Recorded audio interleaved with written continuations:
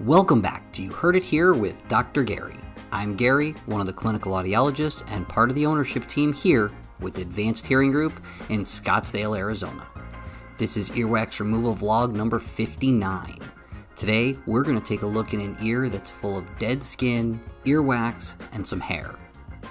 This patient, like many of my patients, is definitely a Q-tipper, as we can see by this wax being pushed so far past the second bend of the ear canal. The ear itself is actually self-cleaning. There's really no need to stick a Q-tip this far in your ear.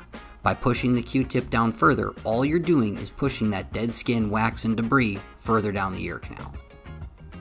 In one of our previous videos, we talked about how using the right tool for the job makes a huge difference. As you can see here, we're using a curette that is relatively straight, very mild angle on it.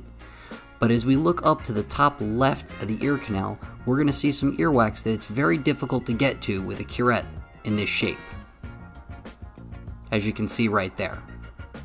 So what's going to happen is we're going to switch to a different tool, a curette with a more angled end. This will allow us to get in behind the earwax and pull it away from the ear canal wall. If you like these wax removal videos, please take a moment to like and subscribe. It helps out the YouTube algorithm and gets our content in front of more people. This has been You Heard It Here with Dr. Gary. Thank you for watching. I'll see you in the next video.